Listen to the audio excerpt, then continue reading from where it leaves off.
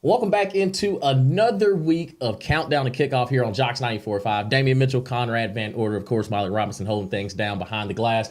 And we are here for another week, man. And Alabama LSU. We finally got here to one of the biggest games in college football, especially for the month of November. The college football playoff rankings are pretty much in play from this point forward. And every week is going to feel like a playoff game. And I think that if you want to find a way to wind down, go to Dread River Distilling Company because they are the reason why we are here on Countdown to Kickoff. It's going to be a great time, great atmosphere. I mean, they have bottles upon bottles. I mean, everything is made in-house. Great food, great service, great ambiance, and you can literally find a section on the side. You can pull the curtain, sit back, and enjoy your day of college football. But they are located at 2400 7th Avenue South in downtown Birmingham. It's a great place, and we appreciate them as well, sponsoring our wonderful show here, the Countdown to Kickoff on Jocks 94.5. So, Conrad, we're here. We've approached it, and a game that we pretty much know year after year, it's one of the bigger games in college football, with Alabama taking the trip down to Louisiana to take on LSU. It's a night game in Death Valley. Both teams coming off of bye weeks. Alabama coming off of that win against Missouri, which at that time was a big top-ranked win, and then LSU coming after Texas A&M with a loss. So now they're kind of sitting in the boat of if one of these teams loses the ball game, their college football playoff chances are pretty much done. So this is pretty much an elimination game for both teams. Yeah, absolutely. And I mean, that's going to be probably the headline going into it, on top of the fact that it is just generally one of the bigger games in college football every single year. And this is a series that, to be completely honest, I mean, Alabama has fared incredibly well in, at least over the last 15 years or so. I mean, you lost in 2022, as we all remember, on overtime, on the last play of the game on the 2-point conversion. And you lost to that Joe Burrow team that is arguably the greatest college football team that we've ever seen, at least in the modern era. So outside of that, going back to 2011 or 2012, excuse me, Alabama's won every other matchup between these two schools. And, you know, you just brought it up. I think it's hard, and we'll talk about this with another game, and that's the Ole Miss Georgia game, are we putting more stock into the last thing we saw from these teams, or are we putting stock into what we've seen, I guess, as the season as a whole, right? Because if you look at both of these sides, for LSU, the last time we saw them, they were getting blown out in the second half against the Texas A&M team. Mm-hmm. Conversely, Alabama shutting out a Missouri team. But then you go back before that, and you had a stretch of games for Alabama, really starting in the second half of that Georgia game, where you just weren't playing good football, right? Yep. You were undisciplined. Jalen Milroe, whether he was healthy, whether he wasn't healthy, he wasn't the same guy, wasn't being effective in the run game, very inaccurate with a lot of his passes, problems on the defensive side of the ball, penalties, all of that stuff. But you kind of got it together, and then you got the bye week to get rested up. So is that what we're going to see? And then for LSU, you go back and look before, I mean, you had the season opener to USC that loss doesn't look very good right now with how the season's gone for USC. But in between that, LSU really kind of found their stride, right? You had the overtime win over Ole Miss. Really impressed by what they did to Arkansas. I thought that was going to be a much closer game. So it's just hard to figure out, are we taking what we saw from, the first 7 games of the season for these teams, or what we saw the last time they were out? And I think if you're Alabama, or you're an Alabama fan, you have to feel good about the fact that you're coming off the bye week, and the last time we saw this team coming off of a bye week, you had a 28-0 lead against Georgia in the first half. Mm-hmm. That game got shaky, obviously, but maybe that gives you some confidence that this team just needed a week to kind of take some time, reflect on where they've come in the season so far, things that they need to get better. But I think the big thing is getting guys healthy. And I think that goes to the X factor in this game. I think everyone's going to point to the Alabama secondary versus Garrett Nussmeier, and that is a huge part of the game. But if we go back to last year's matchup, this was the game where Jalen Milroe became the Jalen Milroe that we expected to see this year, right? 200 yards passing, 150 yards on the ground, and 4 touchdowns there against LSU last year. Can he replicate that or get close to that in this game? Because I think that's what Alabama's going to need, right? Yep. Hopefully they're able to run the football like they were in the Missouri game, but I think a lot of it's going to come down to how healthy is Jalen Milroe, and is he able to take over the game? Because as we saw in the second half of that Texas A&M game, Marcel Reed was able to do a lot of things against that LSU defense, and I think we would all agree that Jalen Milroe, in terms of dual threat quarterbacks, is even in a different class than the guys like Marcel Reed. Yeah, and I think that's what's going to be a key factor in what Alabama needs to do in their game plan. They need to incorporate Jalen Milroe as a runner. And now you still have Justice Haynes, you still got Jam Miller in your backfield. And I think Alabama is now starting to piece it all together because you saw it in the second half against Missouri where they started to impose their will against that Missouri team. And you could tell that the winds of Missouri sails was starting to wind out. And I think that's what is going to help them in the end. And when you flip it over to LSU, they are so dependent on what Garrett Nussmeier does. And Garrett Nussmeier, yes, he ranks second in passing yards in the SEC. He ranks second in passing touchdowns in the SEC. He also ranks second in interceptions in the SEC. And there's one thing that we know without a shadow of a doubt is he is going to throw it to the other team. And it's just, can Alabama capitalize on those mistakes that Garrett Nussmeier usually makes? A lot of it comes with pressure. And I think the defensive line for Alabama is really starting to put themselves in good positions.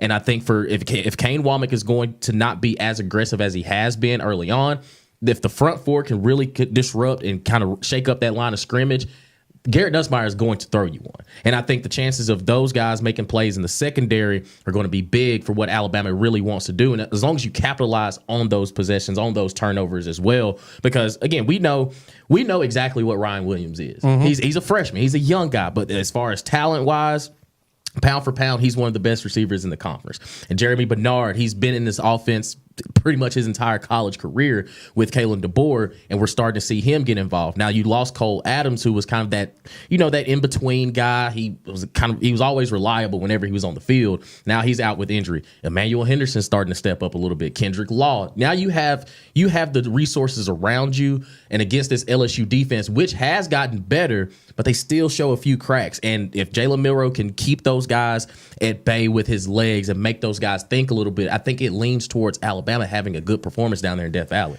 So looking at the defensive side of the ball real quick for Alabama, I'm putting on my defensive coordinator hat here for a second. Obviously, there's a reason I'm talking about this game and not coaching in it. So feel free to, ridicule me if you think what I'm about to say is stupid. But in my opinion, if you are Alabama and you are Kane Womack coming up with your plan for this game, I know this is probably going to sound weird. I honestly think your best case is trying to sell out on the run, stop the run, and force Garrett Nussmeier to throw the ball. And I know a lot of people are going, man, he's a good quarterback. Do you really want to give him more opportunities for explosive plays down the field? And my answer to that would be yes, because if you go and look at his performances against Texas A&M and Ole Miss, the two toughest teams he's played in the SEC this year, he threw the ball 50 times against A&M and 51 times against Ole Miss. He completed 50% or less of his passes in both of those games, and he threw 5 interceptions across those games. Of course, you won the Ole Miss game in overtime, which, credit where credit is due. You won the game, but it was a tough, hard-fought comeback, and then you ended up getting blown out in the second half against Texas A&M, in large part because you were turning the ball over. So I think if I'm Kane Womack, I know you have a young secondary. You are putting a lot of pressure on them for 60 minutes to be able to cover Kyron Lacey and Aaron Anderson and Mason Taylor at tight end. But I think that's where you give yourself the best opportunity, because while you are allowing them to take shots down the field, most likely, you also have to feel good about your chances of coming away with multiple turnovers. And that, I think we all agree, is the key for Alabama. If you cause him to turn the ball over multiple times, you have no excuse not to win this game. Yeah, and I know the environment down there is going to be rocking. Of course, it's a night game in Death Valley. I do think that's going to play a factor into it, because you saw it even against Tennessee, that if Alabama starts to, mess up its communication, you'll start seeing false starts and kind of those penalties that you can't really afford to have, and you're putting yourself behind the chains. That can play a factor. And I think LSU having it at home, and I know Brian Kelly gets a lot of flack, but one thing he does do in certain situations, at least while he's been at LSU, he's won a few big games. And we have the discussion about Lane Kiffin. It's, okay, you have the talent around you, but you never win the big one. You can't really say that about Brian Kelly. There are more blunders against, the Texas A&Ms of the world and things like that. But when he first got to LSU, he beat Alabama his first year. So he knows it can be done. It's just now you don't have the benefit of having Jaden Daniels, Malik Neighbors, Brian Thomas, and those guys out there. Now you're doing it with Garrett Nussmeier. Not to say that Garrett Nussmeier isn't a great talent, but he's not as accurate with the ball as Jaden Daniels was. He isn't as elusive as a runner as Jaden Daniels was. And now you've kind of molded this offense into just being almost essentially just an air raid team. And they don't even try to run the ball at times. And when they've had success early on, that's where they had the most benefit, is that they actually made a commitment to running the football. But I don't know if you're going to be able to just line up and say, hey, we're going to try to run the football against this Alabama defense. You may have a few spots here and there, but I don't think consistently play in and play out that you're able to cause a little bit more balance because of how inconsistent you've already been. I don't think it's going to be the get right game against Alabama.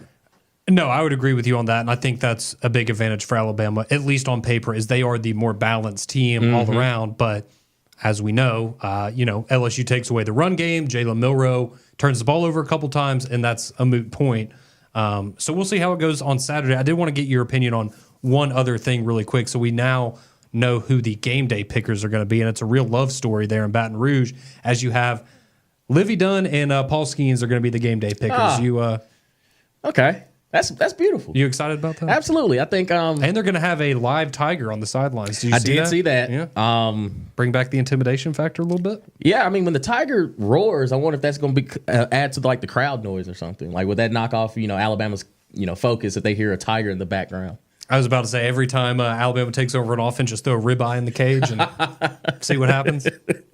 I'd say, keep your distance, be safe, but be smart. And I can only imagine what it's going to be like on a Baton Rouge Saturday night down in Death Valley. But it's going to be one of the biggest matchups there in college football, not just the SEC, but almost a de facto elimination game for the college football playoff. We got so many more games to break down. We return here on the Countdown to Kickoff here on Jocks 94.5.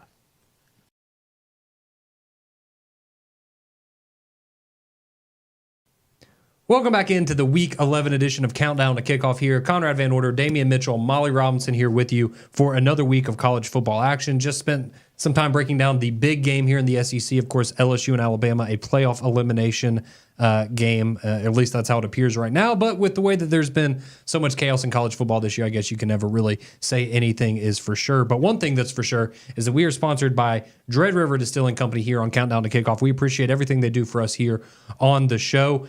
You probably know by now, obviously, we have some of their liquors right here in front of us. They're award-winning liquors, which you can find there at Dread River as well at your local ABC and local package stores. But they also have a full-service restaurant there as well. Damien and I went in there. We were treated to, we got a burger. We had some tacos, I believe. Man, quesadillas. Quesadillas, just essentially anything that you could look for. It's probably the best quesadilla I've ever had. And Facts.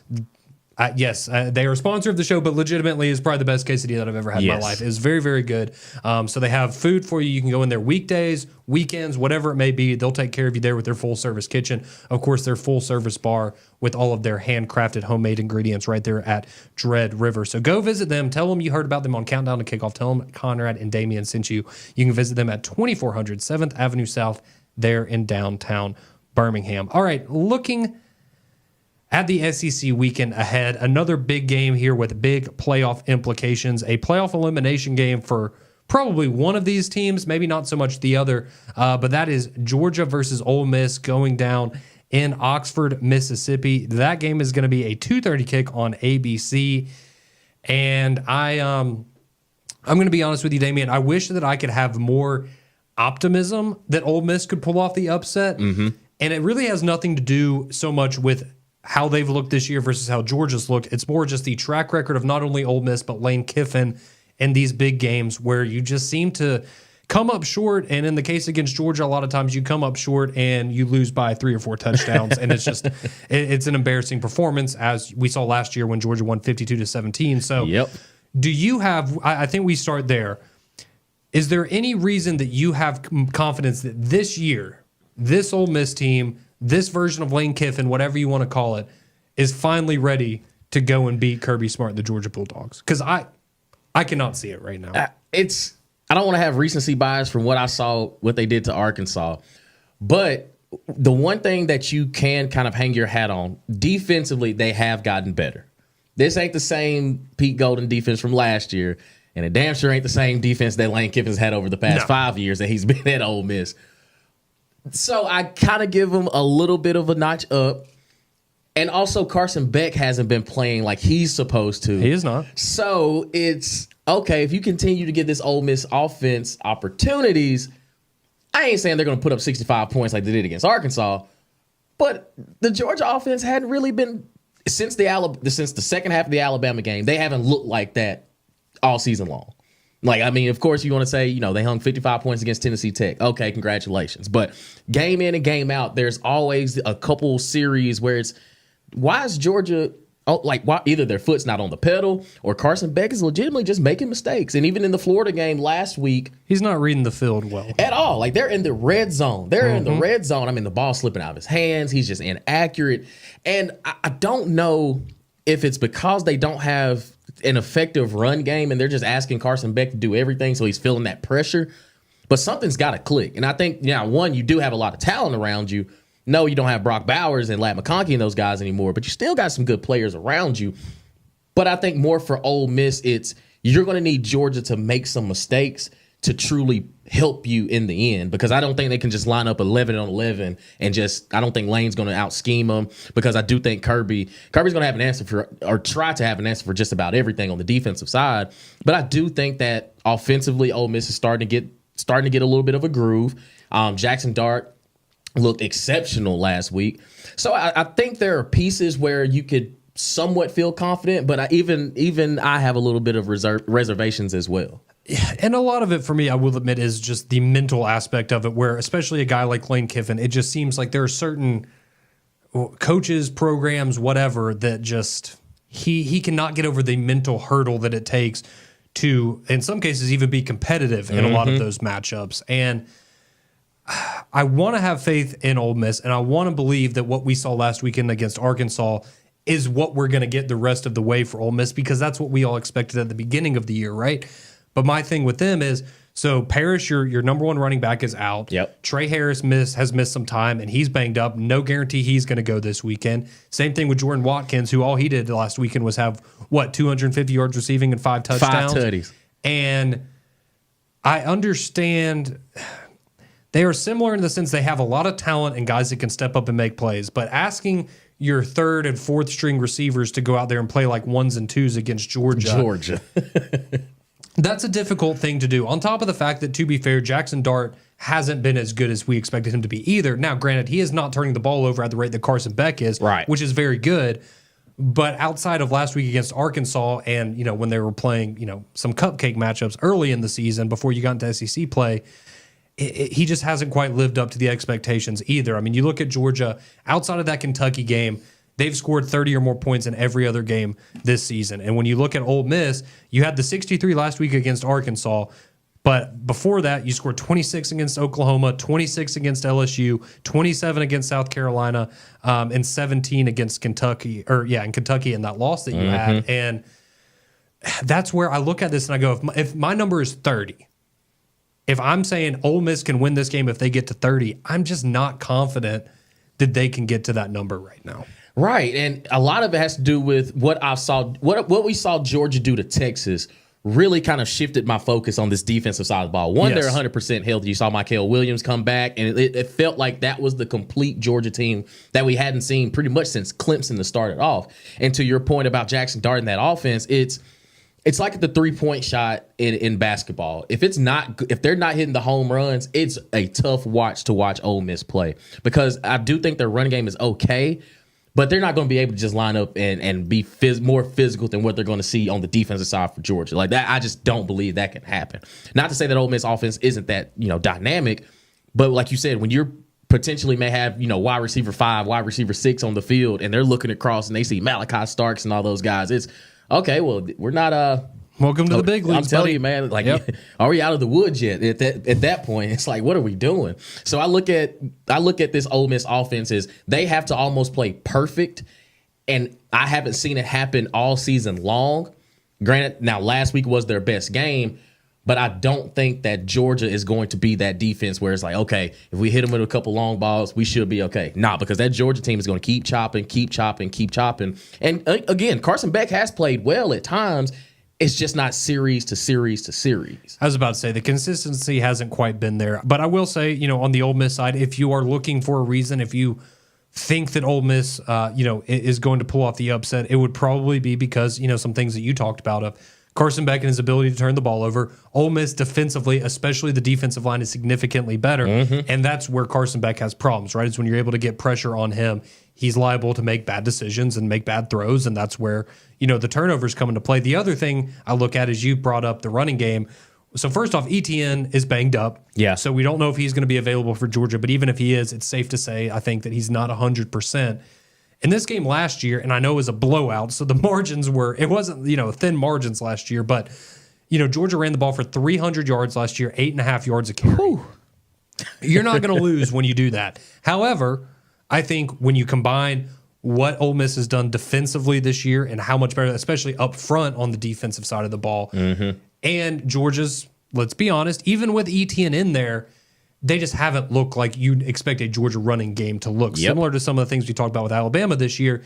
So that would be my area where I'm looking at it. It's like, if you're getting pressure on Carson Beck and you are limiting Georgia's ability to run the ball, I think you have a shot if you're Ole Miss. But again, the mental gymnastics that will be going on in Lane Kiffin's head, and already have been, but especially during the game on Saturday, it's hard for me not to think that's going to play a factor.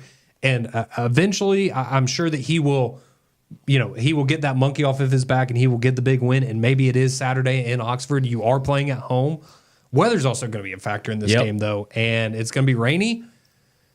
And that tends to lead to running the football. So it's very hard for me to figure this one out outside of just, I am so conditioned mentally to believe that Georgia is just going to walk in there and stomp them, similar to what we saw them do against Texas when people started having some doubts about if this Georgia team was any good. Yeah, and I think for Lane Kiffin, like you said, at this point, at some point, it's got to click. Yep. And this may be your best chance to do it. I thought you had a good chance last year when you still had Quinshon Judkins in your backfield, but then the defense kind of showed that, they're still not there yet. So I think that this game right here, especially if it's raining, I bet you both coaches are going to look at their quarterbacks like, you're on your own, kid. Like, I'm sorry. I don't know what else I can do for you except, tap you on the back and say, big dog, the weather can't control everything on this offense. So you're looking at your offensive linemen, you're looking at your running backs, and it's like, hey, have yourselves a day, fellas. Well, we'll see if Lane Kiffin and the Rebels can get it done when they take on Georgia. Again, that will be your 2:30 game on ABC. Big one, big opportunity for Ole Miss. With a loss here, I would say you're out. You don't have that marquee win. You don't really have any ground to make up. But I think it's also interesting for Georgia because if Georgia does lose, I think there's a potential that you could see Georgia fall from number 3 all the way out of the top 12 in the next college football playoff rankings because you're going to have 2 losses. You are going to have the win over Texas, but they're going to have to put you behind Alabama and Ole Miss because those 2 teams beat you. So it'll be very interesting to see how it all plays out there in Oxford this weekend. But we have more games across the SEC as well as across college football as a whole we got to break down. So keep it locked. You're listening to Countdown to Kickoff right here on Jocks 94.5.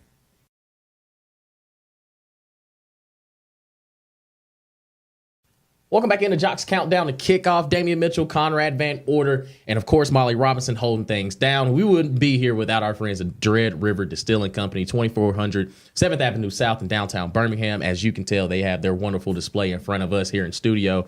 And listen, they make all their bourbons and whiskeys, and everything is all made there in-house. Get the Birmingham Fog. I'm telling you, I will hang my hat on it because it is the best old-fashioned you've ever had. They smoke it for you. It's real sweet. It's delicious. They put it on that big ice cube. You feel fancy. I'm telling you, you almost got to put a suit and tie on. It's that good, but you have to get down there and enjoy the food. And again, Conrad spoke about it last segment. We're not just saying this because they're our partners, but we're telling you it's some of the best food you've ever had in downtown Birmingham. It's delicious. And if you get the steak quesadilla, I'm telling you, it'll change your life. It will absolutely change your life. And I'll tell you somebody that's changed some lives. That's Diego Pavia, the quarterback for the Vanderbilt Commodores. They're taking on South Carolina there in Nashville this Saturday afternoon. And coming into the season, didn't have any expectations for Vanderbilt. Nope. And then in that same year, we have watched Vanderbilt knock off the Auburn Tigers and the Alabama Crimson Tide. So we are pretty much in Alabama state champions, baby. Yeah, they are. And Diego Pavia still hadn't lost to Hugh Freeze. He kept that momentum going after they knocked off Auburn last week. And now South Carolina team haven't really started to find who they are after knocking off Texas A&M 44-20, beat them down in the second half, outscored them 24-0. And who would have thought coming into this point in the season where we're talking about a heavyweight fight between Vanderbilt and South Carolina for who's pretty much playing for you could be looking at a New Year's Six ball game, man. If Vanderbilt continues to win on now, they might be backdoor their way into something big. And I think it's going to be a great game on Saturday. Yeah, I mean, both of these teams, granted they have challenges ahead of them, but I mean, technically, whoever wins this game has a path to going 9-3. Which, I mean, just think about South Carolina and Vanderbilt and what we expected from them coming into the year, and that they are even in that position. Yep. Is pretty remarkable. This game is another tricky one for me. A lot of it has to do with, again, I feel like I can't go against Pavia at this point, even though I know he's banged up. We saw he was a little more limited in the Auburn game than what we saw in the Alabama game, for example. He was certainly banged up, but everybody is at this point. It's just hard for me at home in Nashville, 28,000 strong in the stadium. I can't. Normally I would be saying this tongue in cheek, but I'm not. He has proven he is such a difference maker, and just him being on the field, I think, does so much for that team and just inspiring confidence in them. And this is a team that truly believes whoever they step on a field with on any given Saturday, that they can win that football game. Yep. And that makes them incredibly, incredibly dangerous. You're already bowl eligible now. Why not go ahead and try to get 9 wins? But then on the South Carolina side of things, the ass kicking that they delivered Texas A&M, I mean, just stomped them into the ground last weekend. I cannot get that out of my head. That is, I think with what we know, and we might look back and say this as well, I think with what we know about Missouri now, though, if you want to say Vandy beating Alabama is the most impressive win, totally understand that. I think you can make a very strong case of what South Carolina did to A&M last weekend is the most impressive win I've seen in SEC play this year, with how dominant they were against a Texas A&M team that was playing pretty much as hot as anybody in the country going into that matchup. And we've seen a guy, Lenora Sellers, a guy who in the offseason we heard, they might have something in the Sellers guy at South Carolina. They were very kind of cautiously optimistic about him. And of course, you had bumps in the road early in the season. Right. But even going to the LSU game, which they did lose, you saw something. You had something there with him. And now you see what he was able to do last week against Texas A&M, both with his legs and through the air. Had over 100 yards on the ground and 240 yards passing. And then you had Rocket Sanders looking like vintage Rocket Sanders, going for over 200 yards, both on the ground and through the passing game. That South Carolina team, well, first off, nobody wants to play South Carolina right now. Sir. But that version of South Carolina can be one of the better teams in the SEC. But in these kinds of games, I also look at, it was such an emotional moment, such a big win coming off of the high of that Texas A&M win. How are you able to bounce back? What has the mentality of the team been this week? Because you can absolutely not, and I don't think they're underestimating Vanderbilt. Nobody should be at this point. But you are the favorite on the road going into Nashville. How does South Carolina respond from the big win over Texas A&M? That's my big question. Yeah, and to be honest, it's what South Carolina are we going to get? And I think for Vanderbilt, I've never seen a team that has come from the bottom like this and still make it to where they are and know exactly who they are. They don't try to sugarcoat it. They don't try to, finesse anything. It's no. Whatever decision Diego Pavia makes as the quarterback, that's what they're riding with, and that's what they're going with. And I think defensively, one, I understand Auburn got a bunch of yards, but they really stood tall in the red zone. And I think that was very impressive. And, the third down percentages, they held Auburn, I think it was like 4 for 13 on third down. So this Vanderbilt defense, this whole Vanderbilt team has truly just taken the belief of Diego Pavia of like, hey, if I'm rocking with 2 because 2 rocking with us. And I think what the engine that he is, and of course the wear and tear is really starting to show in certain situations, but he still just wills this team. He's the true definition of a leader for that program. Auburn outgained them by 100 yards on offense, and Vanderbilt won the game by 10 points. Yeah. And, again, you have to – there are multiple factors that go into that. But, again, it just, I think, goes to show that even on a day where you're not firing on all cylinders, the sheer grit, willpower, whatever you want to call it, that he brings to that locker room that's a very special thing, and it's not something that you see very often, to be completely honest with you. And so it'll be very interesting to see how that one plays out there in Nashville because, again, Nashville's been pretty sweet. Oh, yeah, absolutely. To Vanderbilt this year, at least compared to when they had to go on the road. So it's just hard for me to go against Pavia right now. Yeah, and I think for Vanderbilt, they're kind of turning into the SEC's like suburban legends. And it's one of the things that I've never really I didn't give Vanderbilt a single shadow of a doubt, even when they matched up with Alabama. I was like, oh, yeah, Vanderbilt's getting better. They're good. They're cool. But it's still Alabama across. Then I watched them play, and it's like, okay, this Vanderbilt team, you could take the decal off the helmet. If you put that 11 on the field, that's a pretty good football team right there. And now with them playing South Carolina, I mean, probably South Carolina's probably going to have more people in the stands than Vanderbilt will. But I do think that what they've been able to build up and what Clark Lee has done in a short amount of time back in his alma mater, it really is, a wonderful thing to see. And to your point back about South Carolina beating the brakes off Texas A&M, it's, okay, can you continue to bring that same intensity, that same mindset up to Nashville against a team in Vanderbilt who is pretty good? And I think that if you can find a way if you're Vanderbilt, try to find a way to neutralize Kennard and Stewart on the edges. It's easier said than done. But I think that with the way they run their offense, and they're not asking Diego to go out there and throw it 40 times a game. They're going to try to hit them in between the tackles. If you're going to run the zone, you're probably going to run it straight at Kennard or Stewart, get a double team, work their way up. And I just think that as long as they don't try to get outside of their identity, it still sets up well for them. And also, you got to get to Lenore Sellers. And when you get him, you got to wrap him up. Because if they start to get, if he starts to use his legs, if he starts to hit a few shots down the field, or trucking people like he did against A&M, exactly. Like once they start getting that momentum rolling, I'm telling you, man, this is probably, of course, we have Alabama, LSU, Ole Miss, Georgia, but this is also kind of in that boat of must-see football in the SEC this weekend. I was about to say, if you needed to give somebody a snapshot of what this season has been like in the SEC, show them that it's South Carolina versus Vanderbilt, and the winner will probably be in the top 25 of the college football playoff.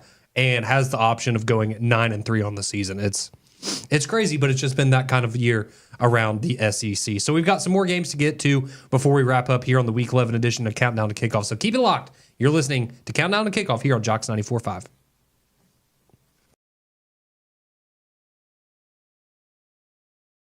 Welcome back into Countdown to Kickoff here, the Week 11 edition. Conrad Van Order, Damian Mitchell, Molly Robinson with you here for a few more moments as we continue talking about everything going on in the world of college football. Of course, broke down Alabama, LSU, Ole Miss and Georgia, Vandy, South Carolina. Yes, believe it or not, one of the better matchups, not only in the SEC, but all of college football this season. But we kind of want to spend some time talking about the college football playoff. We got the first rankings of the 12-team era earlier this week. Also some news going around the SEC, particularly with Billy Napier, who has secured himself at least one more year there in Gainesville as the head coach of the Florida Gators. So a lot to get into outside of the matchups going on this weekend. But first, let us remind you again about our wonderful partners there at Dread River Distilling Company in downtown Birmingham.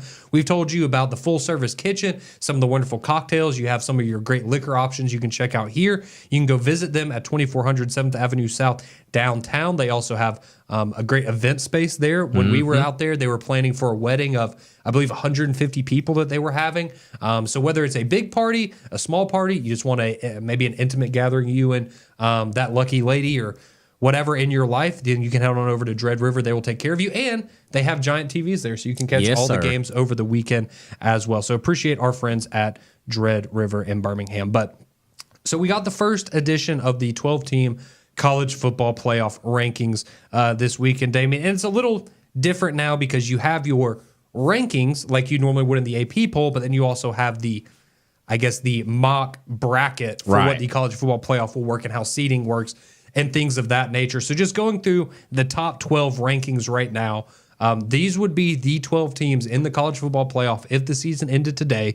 You have a number 12 Boise State, number 11 Alabama, number 10 Notre Dame, 9 BYU, 8 Indiana, 7 Tennessee, 6 Penn State, 5 Texas, 4 Miami, 3 Georgia, 2 Ohio State, and number 1 the Oregon Ducks.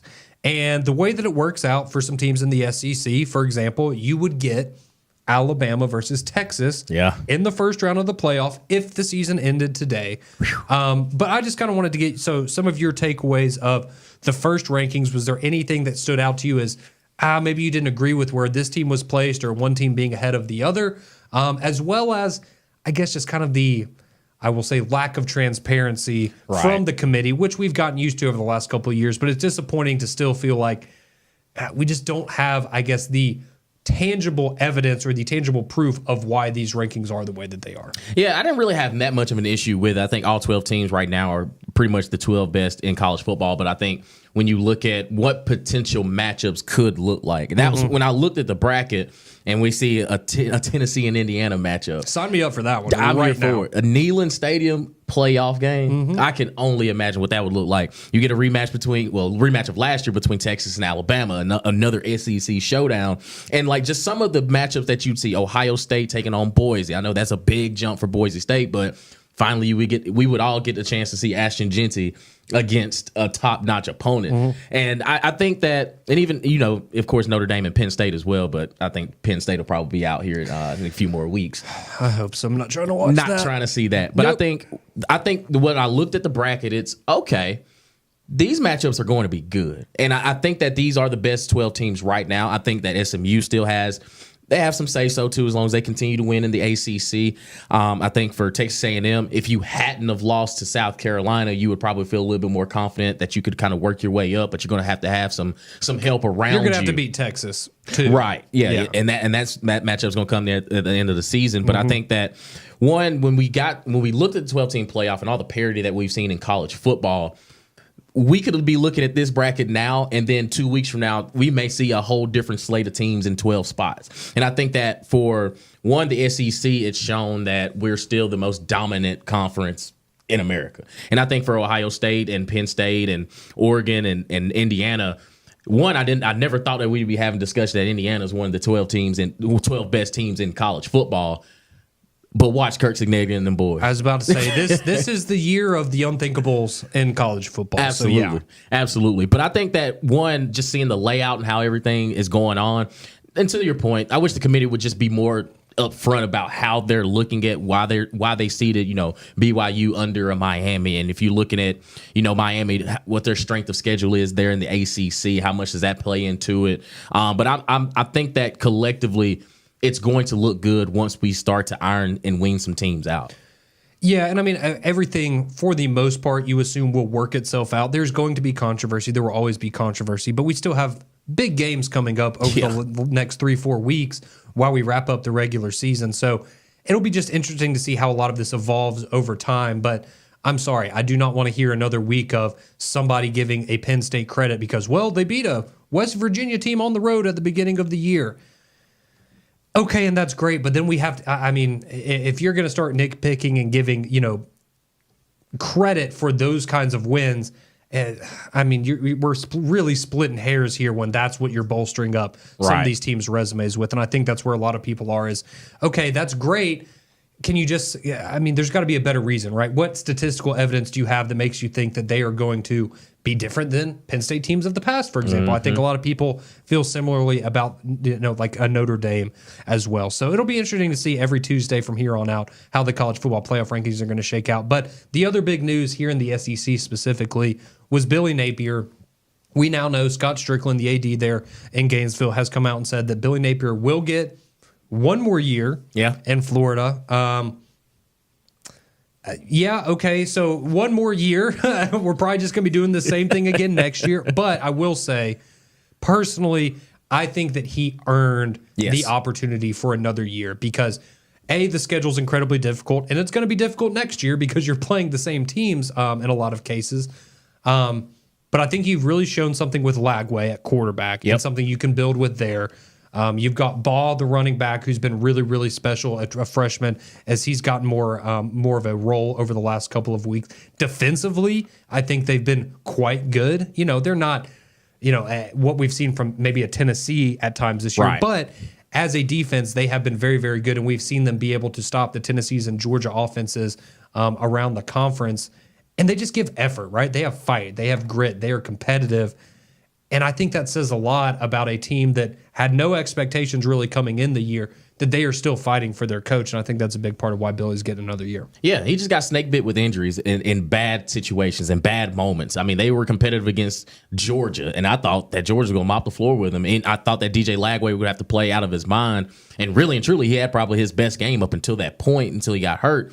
But I think for Florida, you looked at this team, you looked at what this unit was able to do. They still kept fighting. They didn't give up. They were just They were missing a few Jimmys and Joes here and there, but I do think that Billy is showing the people that, hey, I can still get this thing rolling. It's just going to take some time. And the biggest thing is just being patient. I was about to say, as college football fans, we all know all too well that being patient is very, very critical, and it's something that, unfortunately, you don't get a lot of in today's day and age of college football. But again, you trusted this guy a few years ago. He's brought in talent. His players are continuing to fight for him. I think you have to honor that and continue to give him credit and give him a shot. So we'll see how things ultimately pan out for Billy Napier and the Gators there. Rough stretch to end the season. You do have Florida State at the end. You would imagine you get that one. Yeah. But you're going to have to get an upset. You got Texas this week. Can you pull off an upset somewhere and get to bowl eligibility? That would be really big for the Florida Gators. But again, it's been a tough season for them. But credit where credit is due to Billy Napier for getting his guys up and ready every single Saturday to go out there and compete at a very, very high level. So that'll do it for the Week 11 edition of Countdown to Kickoff here for us. Again, I'm Conrad Van Order. That's Damian Mitchell. Molly Robinson here as well. Enjoy the weekend. I have a feeling some of these bottles might be a little lower next weekend with the LSU matchup. A few things on the line for my fandom this weekend, but hope you enjoy all the games and you tune in next week for the Week 12 edition of Countdown to Kickoff here on Jocks 94.5.